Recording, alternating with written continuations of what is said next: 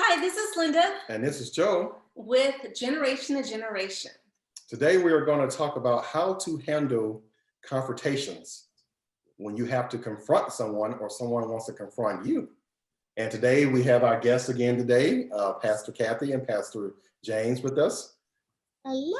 Hello again. Thank you for taking your time out once again. So this is an interesting topic today. Because the first question I have is, how many confrontations have you had in your life? I don't know if I can even count them now Yeah. or remember them. But life life comes with confrontation. No one likes it, but there are times when people don't know how to have a conversation without going into confrontation, and it can get nasty and it can get out of control. So what we're going to talk about are the skills that are needed in order to have a confrontation without people being hurt afterwards. Yeah. The amount of the number of confrontations isn't really the problem. You can have as many as you can have, or as many as there is. Mm-hmm. The major thing is how you handle it, because humans have confrontation all the time. Yeah. You know, so what's really important is how you handle it. I don't like confrontation. I don't think. Because usually when you have to confront somebody, it's always something, how do you say it? Like something, they did something wrong, and you have to confront them, and and chances are they can get upset, So I guess most people don't like, because I know some people, they don't mind confrontation, they love it. But I always get this boiling sensation inside of me when I know I have to confront. Yeah, like that. So it's kind of an anxiety type of thing. Yeah, it's like this boil. Yeah, I feel heated and hot and stuff. Yeah. But sometimes you gotta do it, I think sometimes the nature of a person, depending on where they came from, depending on their upbringing and how they got taught to do confrontation, that Or even communication. Or even communication, that confrontation then becomes a platform for them to prove their worth. If they connect it to value, it proves their worth. If they connect it to control, sometimes a person wants to be a controller, and that's a way to become a controller. And so they connect it to different things depending on where we come from. Some people, excuse me, some people like to go toe to toe with another person to show how smart they are with words. Some people, have a larger vocabulary. So you can say one thing and maybe your vocabulary is small, but this person can come at you with a barrage of words and phrases. And so that makes them feel more powerful. But if after a confrontation, you feel bad about yourself, then that wasn't a healthy confrontation, because confrontation is really, I just need you to hear me. And if I can say it in a way where you understand where I'm coming from without being offended, then what I've done is had a confrontation without anyone getting hurt. Because we don't want to leave without a good understanding of what was brought to the table, and then walking away and feeling like, you know what, we handled that well. Because the outcome is really what's important. How are you going to feel? How is that other person going to feel as they leave, as you go your separate ways? Did that go well? Because sometimes we've heard people say, well, that didn't go so well, because our emotions can get so riled up that we end up saying or doing or speaking in a way where that other person feels like they're being challenged. And sometimes people will try to come back at you. But in a healthy confrontation, it's not about who wins or who loses. How can we settle our differences and both of us feel good about how the outcome? So then, do you think do you think that we're a society then where you know, because we're easily offended, you know, as a society.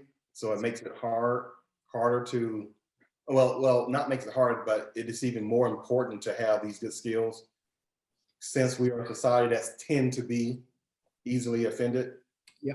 I think so, Joe. I think it's extremely important for us as a people and a society in general to become better at relationships because we are so easily offended.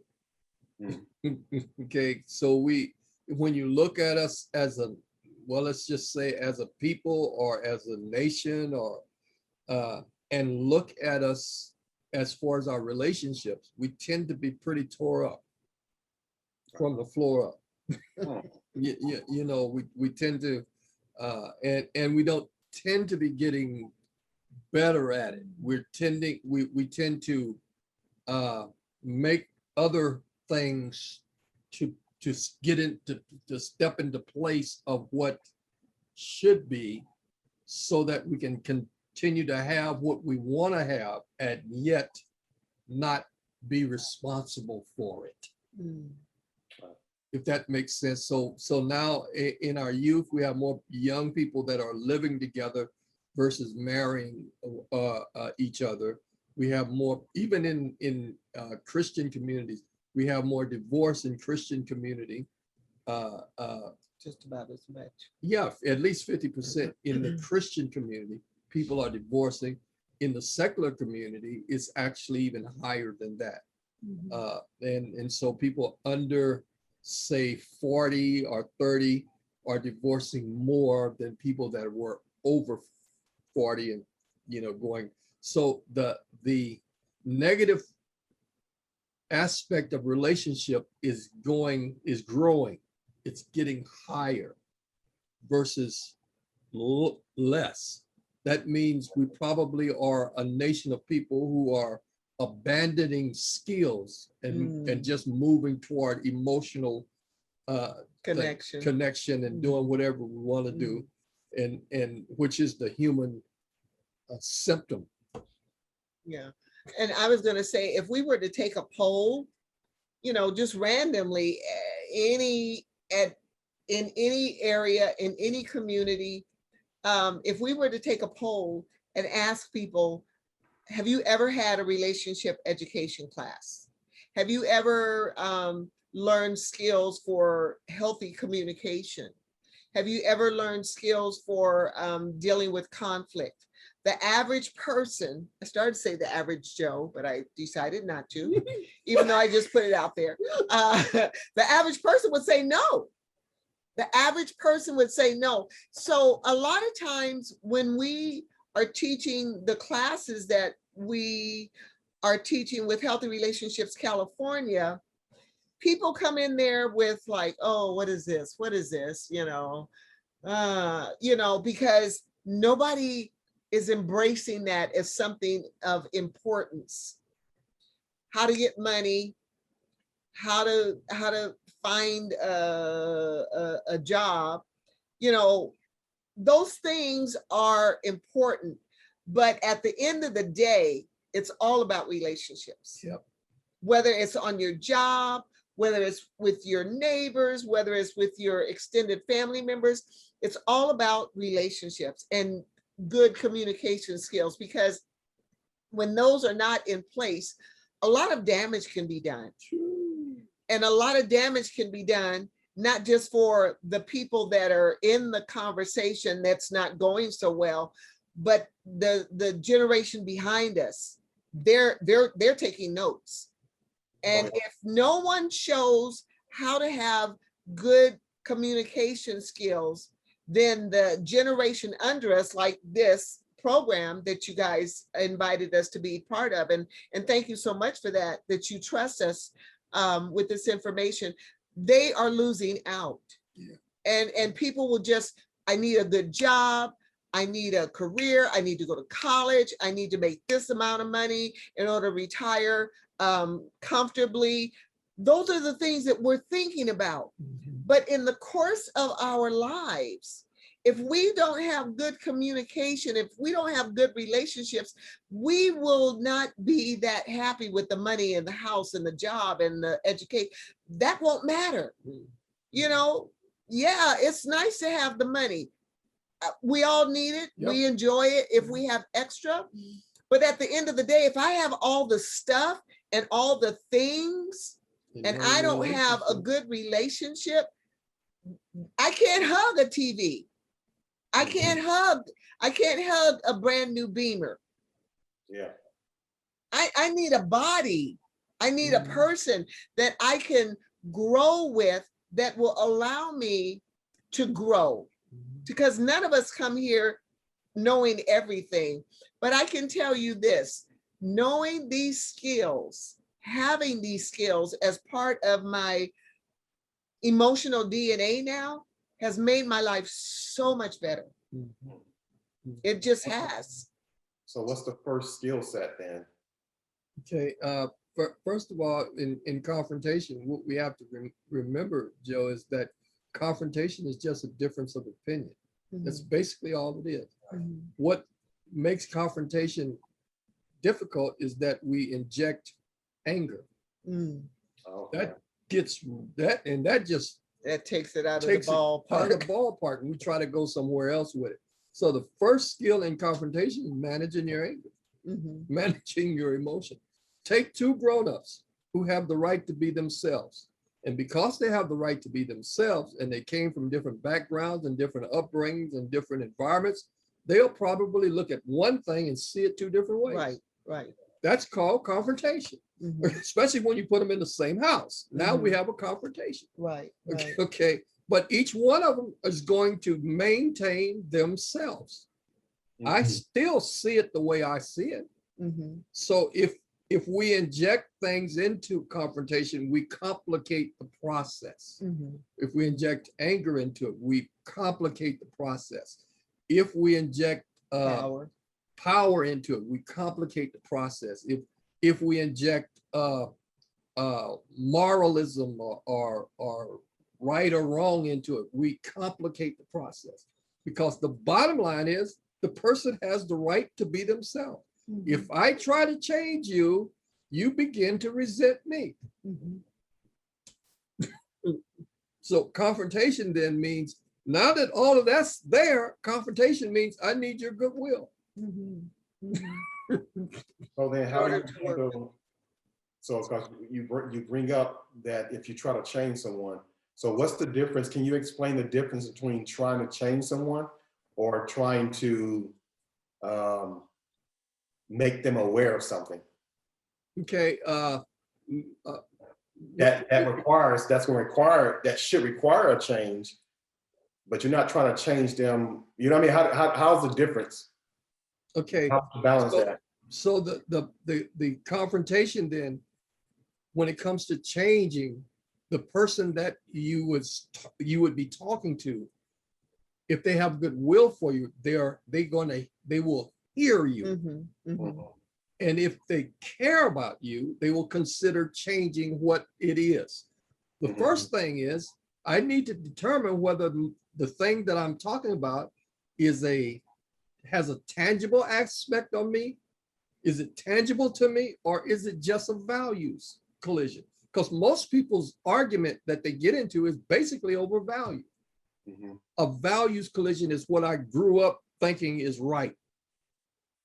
And I try to impose or inject what I think is right on you. That's a values collision. Mhm. People get in argument about who they voted for. That's a values collision. Yeah. Yeah. You know, a values collision means I don't think you're doing the right thing, but it doesn't have any effect on me. No tangible. No tangible effect on me.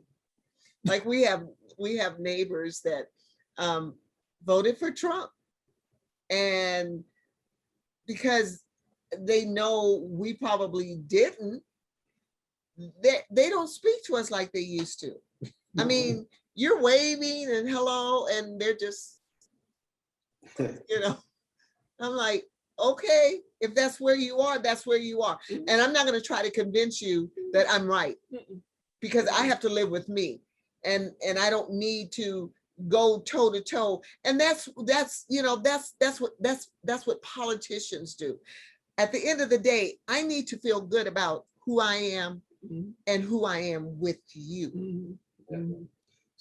So when I begin to, if I have a first thing is, if I have a problem, I need to determine whether my problem is tangible or is it a values problem.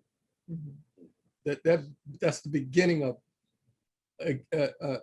dealing with the conflict. First, before I even talk to you about a conflict, I need to determine, is it tangible to me? Do I have is what we are going to talk, I'm going to talk to you about, is that tangible to me?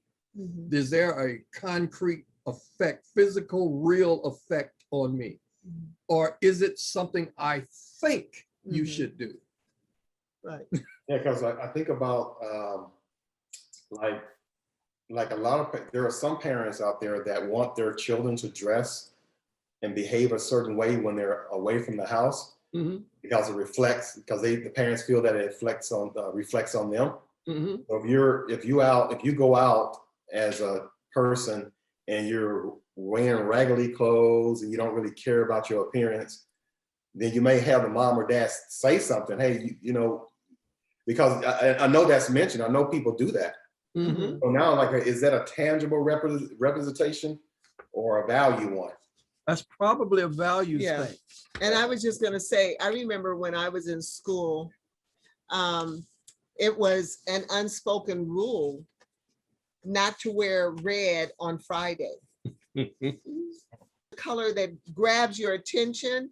And if you were trying to grab someone's attention on Friday, that meant that you were fast. Oh.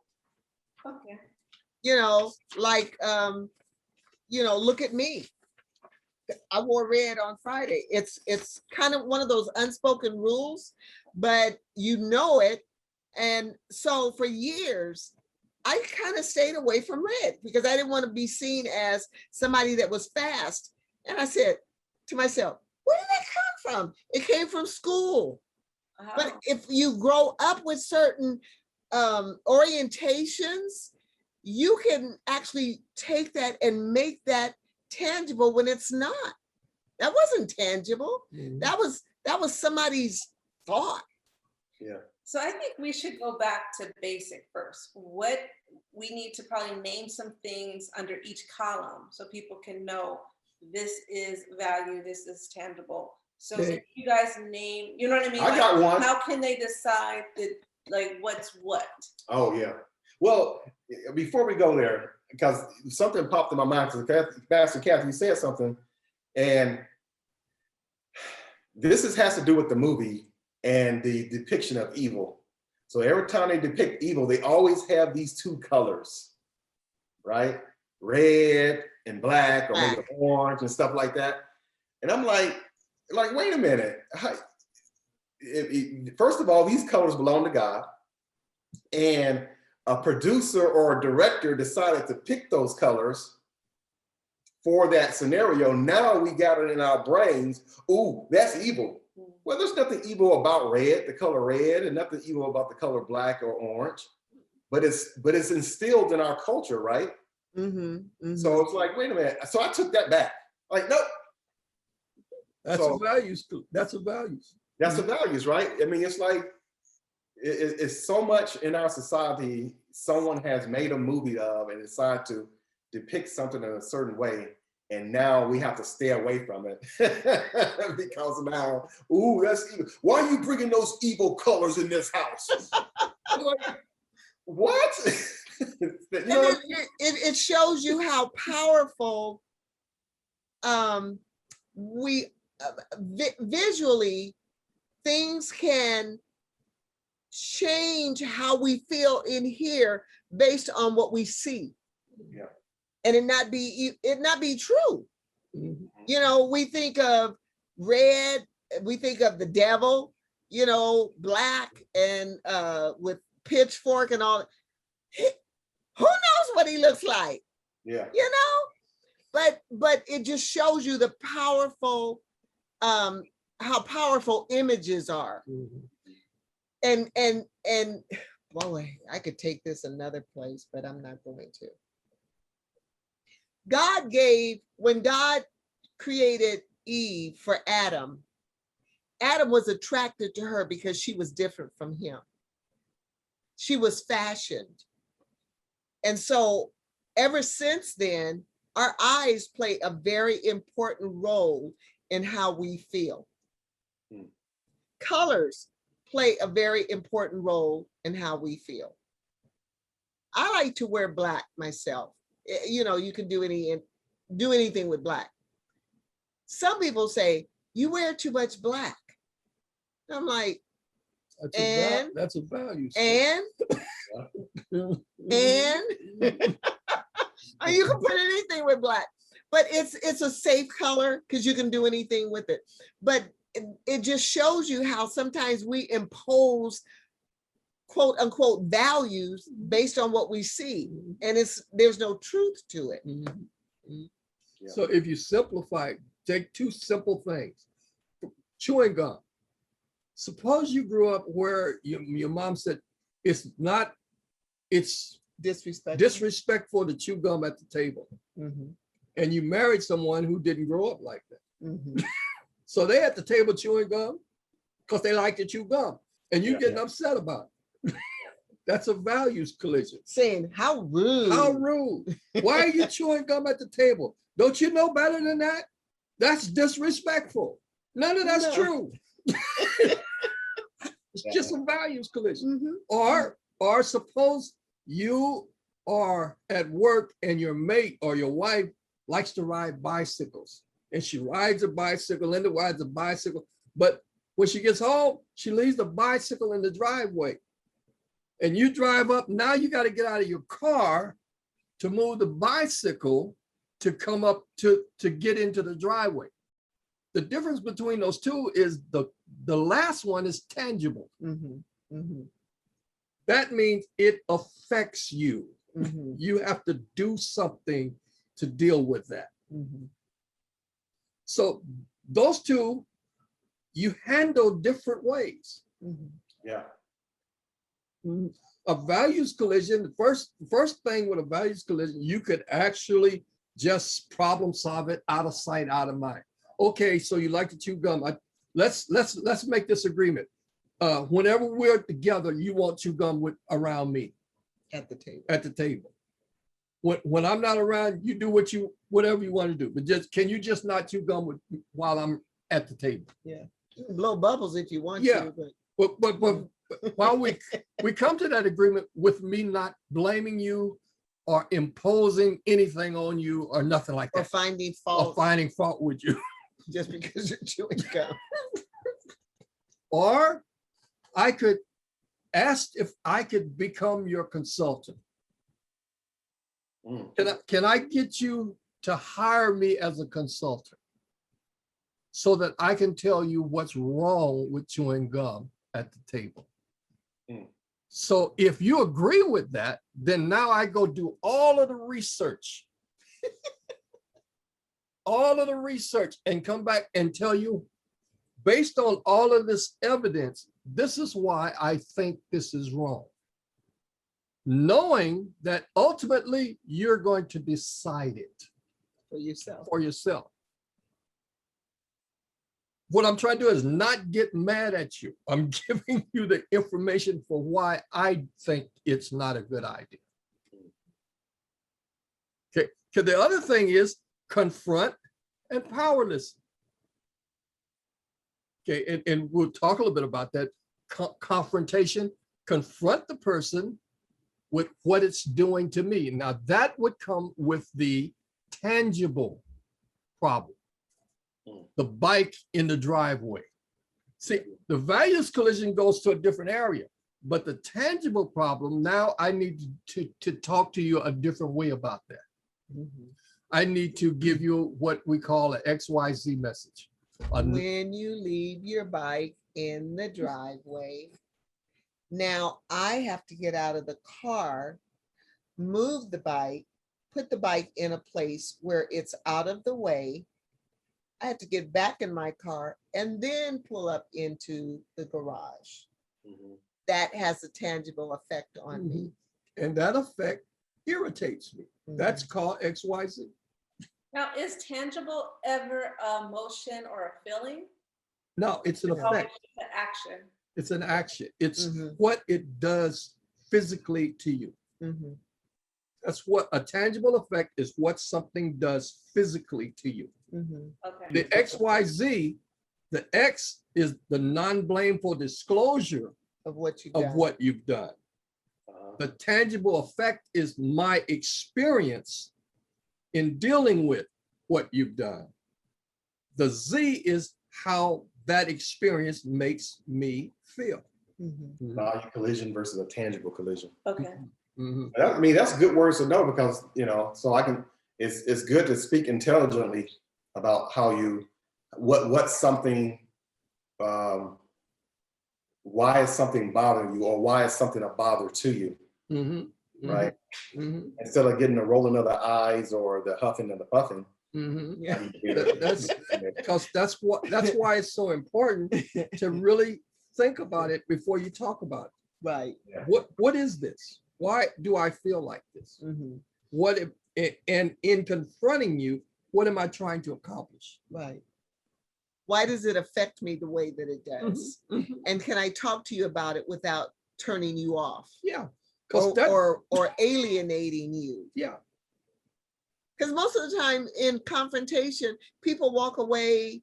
Somebody maybe feels like they won. Woo, I won. And the other person feels like a loser. Yeah. You yeah. don't want that. No, No, you don't want that. because that's a wall that you it's a wedge rather than a wall. It's a wedge that comes into a relationship, and we don't need that. You Mhm. know, and this can be used even at work. It can be used with your neighbors, whatever that looks like. You know, when we work with people, sometimes people do things that just kind of irritate us. You know, maybe they have their radio up too loud, or they're over there on their phone, and they're, rather than talking in a business-like tone, they're laughing, and they're being jokey, or they're being too, they're not being professional enough. So there's always going to be someone somewhere in our circle that's going to irritate us. How can I tell you about that? If it's not tangible, then that's just who you are.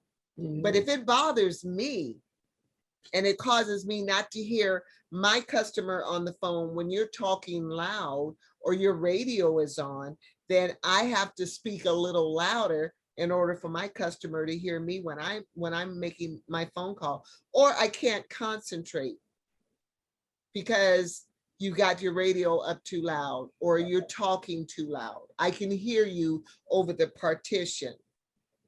And so it causes me to have to do something different. And the bottom line is, will you cooperate with me? You more than likely will, if I can tell you about it in a way where you don't feel attacked. Yep. Because if you attack the person, this is just a waste of your time. Mhm. In fact, it's no point in having the conversation if you're attacking a person. That's just a waste of time. Yeah, because they're going to put up a wall. Yeah. And Right. then later on, when you try to talk about something else, they've already turned off. Right. Yeah. It's And just a waste especially of if time. it's something that's important, and we never know, especially in the work environment or in any environment, we never know when we might have to turn around and need that person's help. Yeah. So if I don't know how to speak to you in a calm manner, if I don't know how to speak to you in a civil manner or in a business manner, if I just come at you like gangbusters or whatever, if I need your help with a project, you don't want to work with me. No. Because I remember when people take notes and they keep notes in their head. Yeah. That's very good. So if you could imagine how a couple not knowing how to do confrontation how it can really create damage. Mhm. Just from the stuff we're talking about, I can really create damage with them. And they begin to lose goodwill for each other. And when you lose goodwill for each other, that means I'm not willing to work with you to solve your problem. Even if it involves me. Now, this conversation seemed like it just made two doors instead of one, because now I think it needs to be discussed of when it's a value issue, how do you handle that compared to when it's a tangible issue, how do you handle that? It seemed like now it's like we need to talk about a little bit of both of how do you deal with that? Okay, so values collision, there's like, well, one of the curriculums we talk about, it talks about 5 steps to a values collision. First one is problem solve it out of sight, out of mind, like the chewing gum.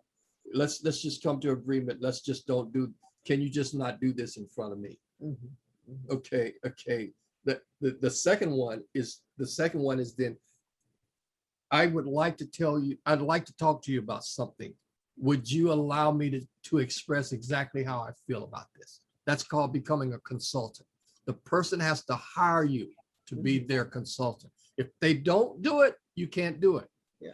All you do is frustrate them, you aggravate them, they become Drive them away. Yeah, they become resentful of the whole thing. So it's better not to even deal with it if they won't give you permission. Yeah, because if they didn't ask you for your advice, Yeah, you can give it to them, but they're not going to take it. nope. And that's going to create a problem with their goodwill for you. And that happens a lot with parents when their children get of age, when they're trying to tell them what to do. When I am of age, yes, you're my father, but I am an adult now. So, I mean, it could be about a lot of different things, it could be about morals. It could be about savings. It could be about holding down a job rather than going from job to job to job. Those are things that your child will have to say, Mom, I'm an adult. I don't need you to give me your opinion. So, but if they ask you, then they give you permission. Yes, I want, what do you think I should do? Then you research it and have all the facts and lay it out for them without an accusatory tone. You lay it out for them and so that they can make a choice. Okay, so the other thing, so that's 3. The third one is to confront and powerless. Okay, and so you confront with an XYZ message. Then you back off into a power listening mode, because XYZ, if a person's not used to that, especially when you get to the Z, this is how it makes me feel, they can become defensive. So power listen helps de-escalate them. So what they have to learn from XYZ is that you're not trying to attack them. You can say that, but it doesn't mean anything to them. They actually have to figure out that you're not trying to attack them. And that's where goodwill comes in. Because if you have goodwill, that person is not out to harm you in any shape, form, or fashion, that person only wants the best for you. And that's where parents can get in trouble, because as children get into adulthood, we still want to give that advice. We still want to say, well, I think this would be better for you. We still want to say, well, I don't think she's the right one. We still want to say, why did you do that? And they're an adult now, so they don't want all those rules and regulations. What we want to do is make sure that as a parent, that we've had the kind of relationship with our children so that when they do become adults, if they ask for our opinion, that means they really want to hear us. But in the meantime, they're just trying to work it out so that they can be their own person. Because here's the thing, every human determines what's right or valuable in the privacy of their own thoughts. Every human, every human. As we become adults, no one has the right to tell us otherwise. Okay, so every human determines what's right or valuable to them personally in the privacy of their own thoughts. And that's very difficult, especially when we see our children going in the wrong direction. Like all of a sudden they want to smoke weed.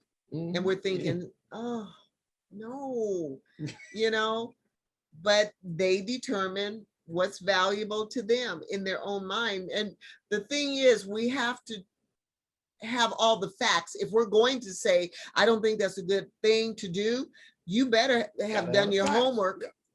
And accompany that with influence. That's why in parenting, we talk about influence versus power. Because power causes you to lose influence. And you have all the power when they're 1 and 2. But when they're 18, 19, 20, you've lost all the power. The concept is to gain more influence as they grow. So when they're 18, 19, and 20, you have influence. And they want to hear you. Want to hear you. So the last thing there is model the desired behavior. We're talking about a values conflict. So model the desired behavior for the person in hopes that they will see it modeled for them. They may not, but that's one thing you can do is model the desired behavior. Finally, if nothing works, what we have to actually come to grips with is this is part of the price that I pay for being with you. Everybody comes with a price. Every human comes with a price. Sticker price. You know, to be together, each one of us pay a price to be with the other person. Yeah. So that's heavy, man. Yeah. Yeah. Because all of us, you know, can be a piece of work. You know, all of us can be a piece of work. Catch us on the wrong day, catch us at the wrong time of the month, catch us when we don't have any money, catch us when the bills are, you know. I haven't had my coffee yet. I can't talk to you. You know what I'm saying? So those are the 5 steps to values collision. This is when you determine if it's a value, these are the 5 things to deal with, to decide. Work through that process. Now you said collision, not conflict. Value collision, right? Okay. Meaning, Yeah. damage can be done. Yeah. Is any of those when they look and see why? Because sometimes you don't even know why that's your value. Like, Yeah. you know what I mean? Again, like, we're going back. Okay. Yeah, going back to history, because we get these subliminal messages. You remember, Joe, you were talking about the movie? That's a subliminal message. You know, they have subliminal messages in, I've been told, in the theater. You know, they have these commercials and you don't even catch it. You know, oh, a Coke with, you know, with the ice and you know, it's the glass is sweaty. And all of a sudden, I think I need a Coke. Yeah, you know, or the popcorn with the butter. Yeah, another one that Linda has too that in her brain is the dramatization music. I don't like For some reason, Linda takes the dramatization music and associate it with something for all movies. Like especially ones that well, not all movies, but the movies I tend to be watching for some reason. I said, baby, this is not scary. It's a good movie. You should sit down and watch it. But as soon as she hear that kind of music, oh, she's turned off. I'm like, man, she's missing so much. And but no, go ahead. But I noticed that when she watches movies, it's like, how come you're not turning it off? Right? So she's already made in her mind that when I'm watching something, it's more scary. And I'm like, it's not even scary at all, but she has already made up her mind. Yeah. So it's the music, it's the sounds. So I'm trying to now you say I'm trying to break her out of that, but now when you talk about value collision versus tangible, so is that just her thing? Yeah. Enjoy the movie. Yay! She's doing so much, man. Sometimes you want people to be there to enjoy it with you, and you know it's not scary, but she already like, no, you just. Well, I just grab the pillow. It's not warm. I can't sit. Oh, okay, whatever. It's not a human being, but okay. So that's was something I'm trying to get over the fact. And I think I'm like 90% there, but I know she's going to enjoy it. But yeah, like you were saying, she has it, and it's like, so it's a value collision. So I got to chalk it up as that. It's a value collision. You know, I mean, doesn't it? Okay, let me be devil's advocate for a moment. Okay. Isn't it part tangible because I want to be able to enjoy it with her? No, it doesn't really affect you. Okay. It affects you. It affects you emotionally. Yeah, it doesn't physically affect you. But physically, there's no tangible effect on you as a person. You can still look at the movie. You'll still enjoy the movie and the content of the movie. You would just rather watch it with your wife. Yeah. So, okay. I think, like I said, I think I'm about 90%. Okay. Okay. So that last part there is modify yourself. That's what you're talking about. Last part of values collision is modify yourself. If the person doesn't want to do this, and it's a values collision, had no tangible effect on you, and you decide I've made this commitment, I modify myself. This is who this person is. Yeah, that's who they are. And I can live with them not being there for the movie or whatever. And then it's funny though, Joe, because as you age together, like there's some things that I will do with him that early in my marriage, I wasn't thinking about doing that. And I don't want anybody to take the wrong idea. But anyway, what I'm saying is we grow out of some of our stuff that held us back, you know, and we grow, we mature, and we find out, well, there's nothing really wrong with that, you know. With Linda, there's some movies I don't like to watch. If there's gore involved, I'm not there. If there's too much profanity, I'm not there. But to each his own, you know, because we're all individuals. Yeah. And like Rodney King said, can't we all just get along? So the other side of that is the tangible problem. If there's a tangible effect, then I do need to send an XYZ message because to let you know how I feel. Let you know how I feel, because this is creating an experience for me physically. So I send you an XYZ message without blaming you. This is the behavior, and this is what I have to do because of this behavior, and this is how I feel about it. Yeah, because I have to. Yeah, that's a good point. Mm-hmm. So you gave me an idea how to handle something that we were talking about earlier today. So then after the video, I'm gonna use that, and okay, now that I know, because I know I had some. See, I didn't know what to call it, but it is tangible because it's a tangible effect. So now I can explain it better now. Well, let's clarify. Tangible means you have to do something. Well, what happened is Linda has a habit of washing her hands and turning away from the sink and dropping water all over the floor. And I asked her, could you not do that, please? Because you got water on the floor. But the tangible effect is sometimes I walk into the kitchen and my socks get wet. So, right? So now I didn't explain it. So I didn't know how to explain it to her before. But since you brought this up, those are the tangible effects for me. And I have to clean up the kitchen floor because now you have dirt spots because you step on the water spots. So, yeah. But I take it as it's just water. Yeah, she said it's just water. So when you have to change your socks because you step it in water, so it's a tangible effect. Yeah, the tangible effect is followed by the how I feel about it. Yeah. Which helps the person understand your full experience. Now, the important thing is the person that you're talking to has to have goodwill for you to even consider it. Your full experience, because that's what we're talking about. This is what I'm experiencing. Not that you're doing anything wrong. As a result of your behavior. Yeah. Yeah, that's the whole point. Then what I expect generally, especially if we're not good at this, what we expect then is to have a comeback, a reason why I'm doing it. Mhm. What Or resistance. resistant. Now, what that is I'm becoming defensive.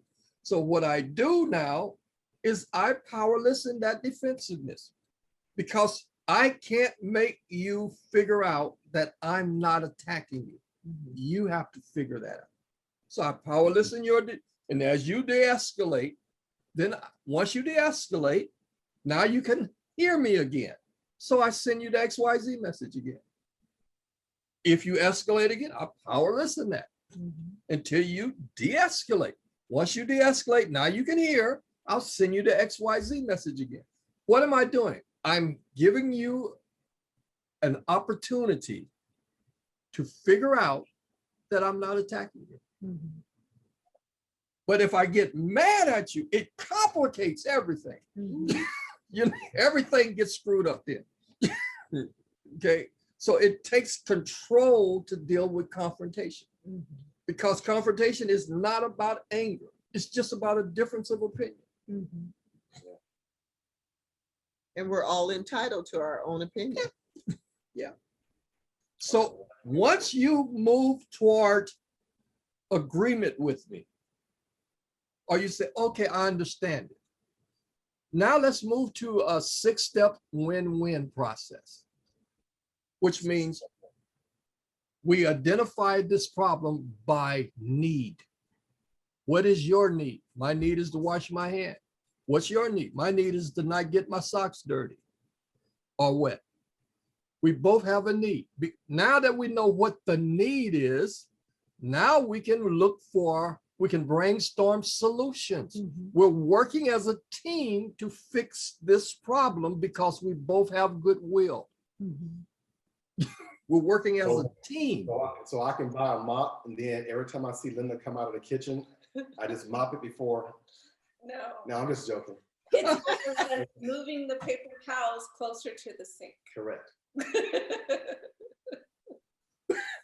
But see, this is simple, but people have complex issues. Mhm. Yeah, I did.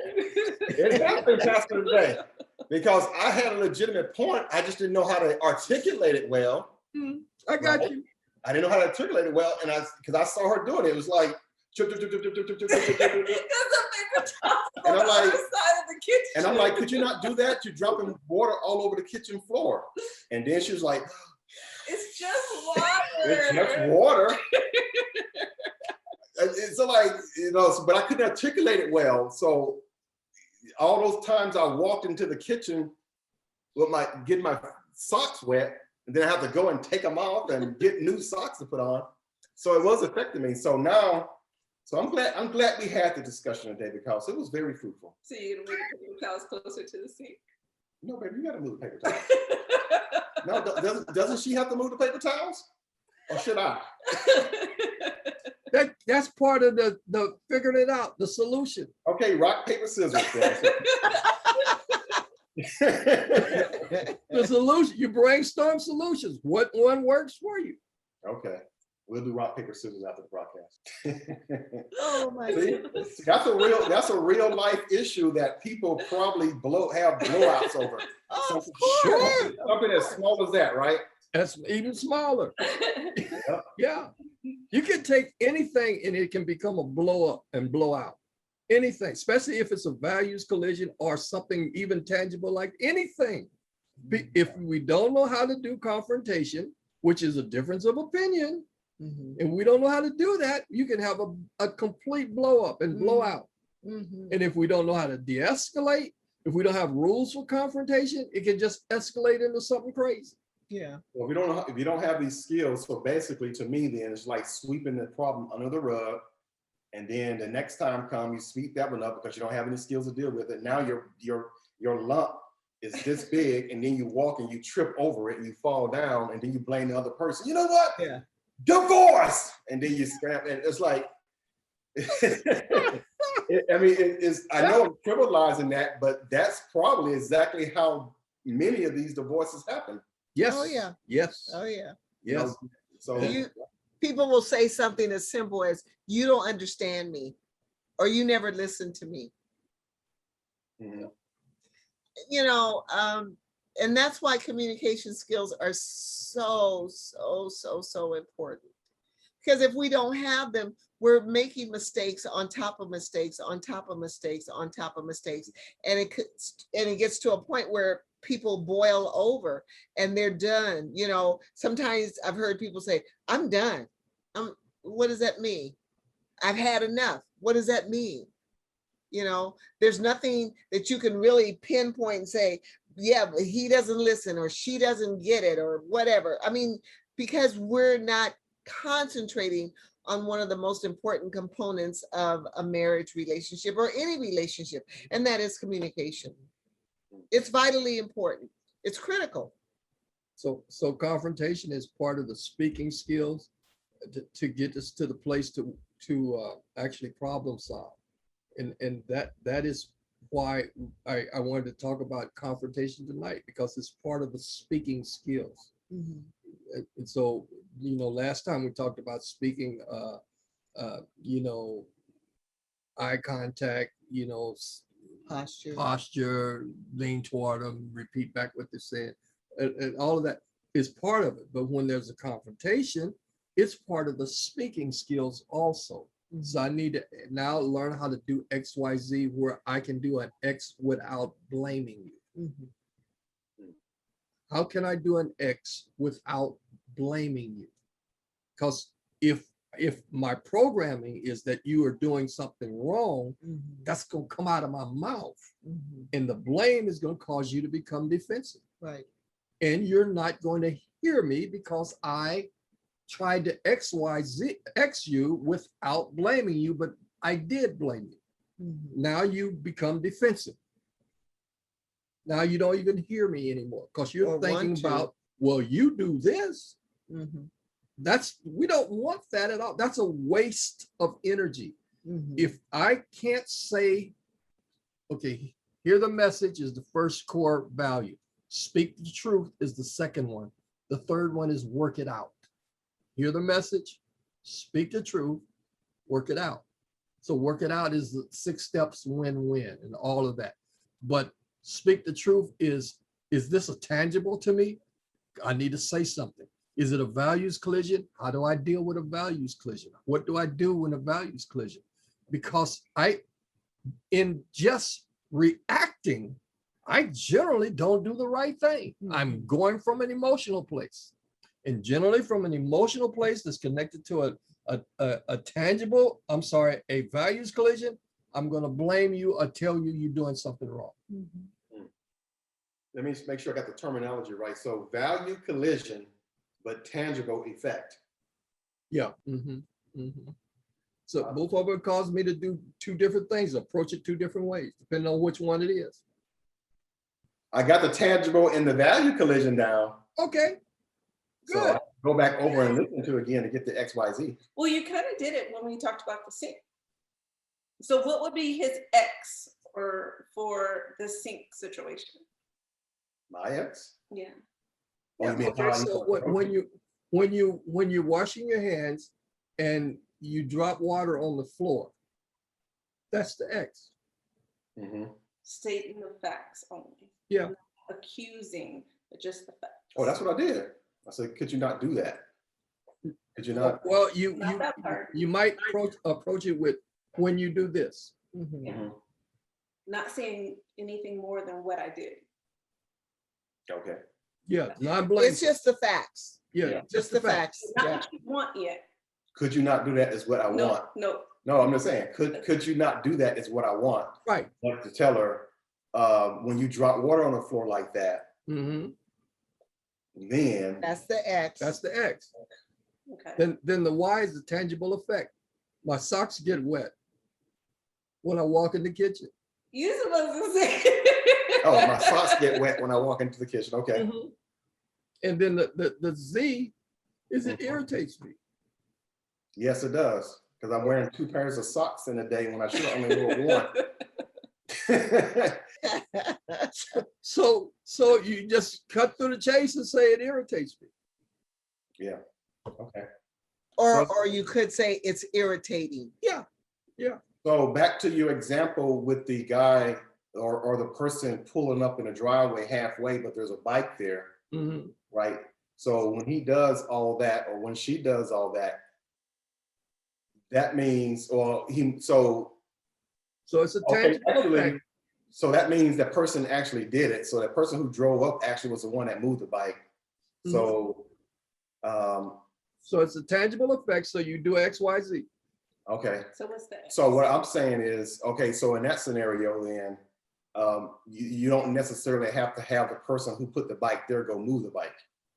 No, No. the XYZ is Because just what I'm statement thinking time. is, since like in her example, when she asked who should move the paper towels, in my mind, since I did the tangible effect in the XYZ, in my mind, she should go put the paper towels over in the spot that so she won't be dropping the water on the floor.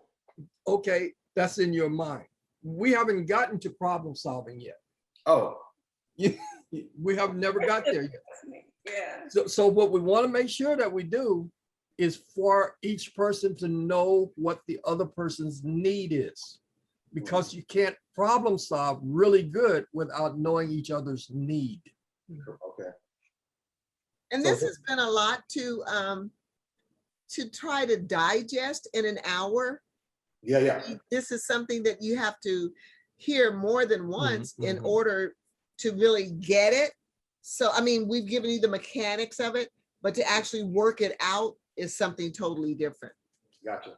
So the first step to this, there's a concept called 6 steps to win-win.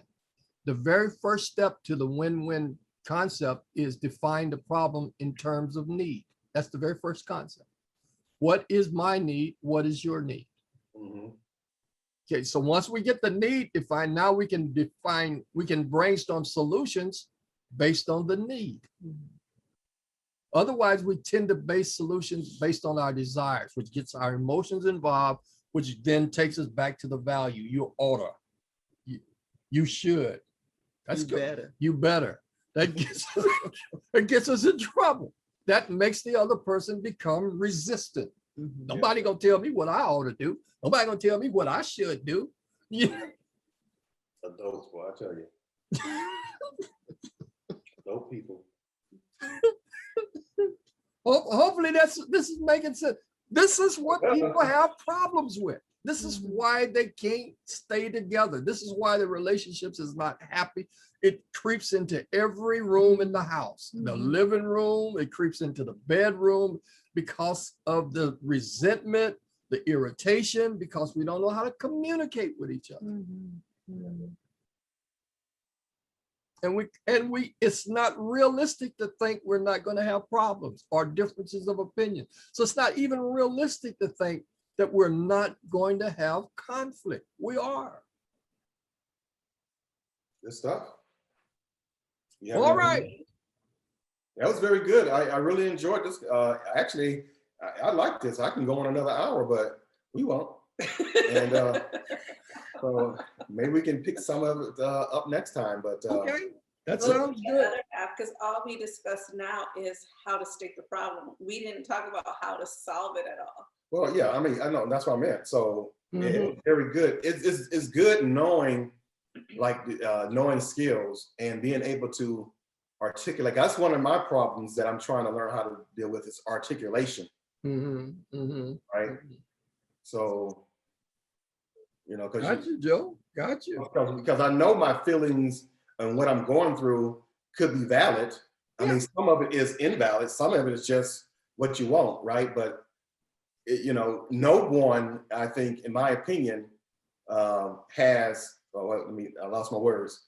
I think everybody has points to be made. Like they have their excuses are valid, right? Or their complaints are valid. You know, some complaints are valid, but the problem comes when you treat complaints, legitimate complaints, as invalid. Yeah. And that can become a problem to people as well. Of course. Because we should be able to voice a complaint or voice an issue. We just need to learn how to do it correctly. Right. You know, both people So, Mhm. Yeah. And I would actually stay away from the word complaint. I would just voice my experience. what's your experience? Complaint versus, okay. I would voice my experience.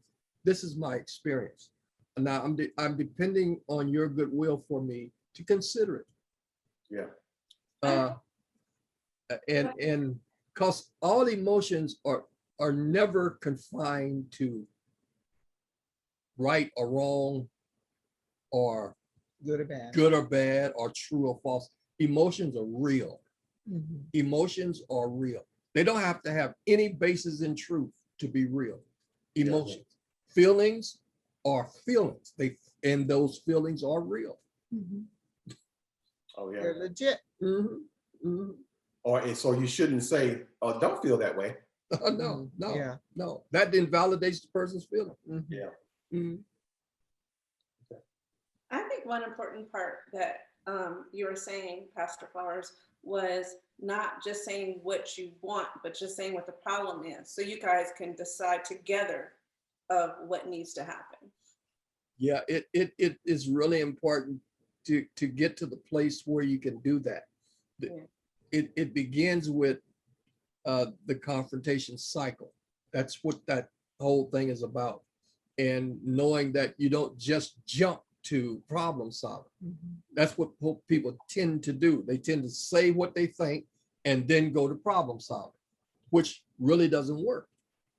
What needs to happen is if I have a problem, the person with the problem has to speak. So if I have a problem, I have to speak. The problem with speaking is I need to know how to talk. Need to know what to Yeah, say yeah. and how to say it. Yeah, because ultimately the problem belongs to me. Mhm. It's not yours. It's my problem. And so if I don't have your goodwill, I don't get to solve my problem with you. Mhm. And now resentment sets in. Yes. Yes. So so what comes to mind is being like a director on the set. Cut. Yeah. And maybe, use some of that. Okay, cut. Okay, say that again. Yeah. Could you say that another way? Say that differently. Cut. Actually, we have a course that actually does that. It's called self-training, self-coaching. Mhm. Okay, and it's like the time out or hands over the heart or this, and what it means is, could you restate that a different way? Mhm. Okay. Okay, well, you know what? This has been very enlightening. I'm learning a lot myself. Um, so if you don't have anything else, then I guess we can wrap it up right there for this week. We appreciate your time. To people that are listening to this, if you have any questions, please leave a comment.